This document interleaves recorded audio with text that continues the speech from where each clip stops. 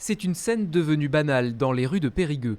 Des poubelles abandonnées aux abords des points d'apport volontaires. Ce matin, on a collecté, voilà le résultat, à midi et quelques. Donc les gens redéposent constamment, y compris le samedi et le dimanche.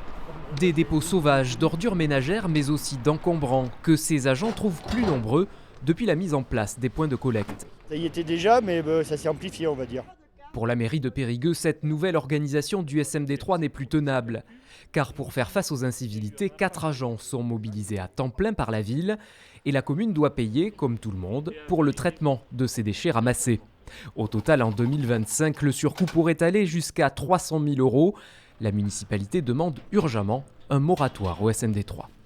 Nous, on formule une proposition, c'est de dire pendant 6 mois, ouvrons les points d'apport volontaire de manière illimitée, ouvrons les bornes biodéchets qui existent sur la ville de Périgueux et regardons au bout de 6 mois, est-ce qu'il y a encore des sacs noirs ou est-ce que ça a diminué? Est-ce que les gens continuent de trier au niveau du sac jaune et utilisent les bornes biodéchets?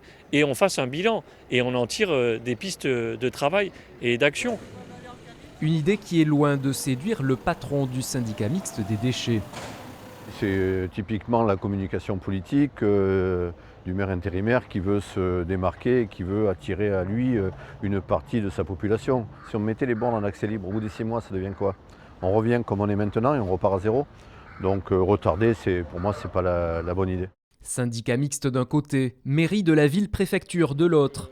Deux partis qui devront s'entendre sur la question pour éviter que les tensions croissantes ne se transforment en guerre ouverte.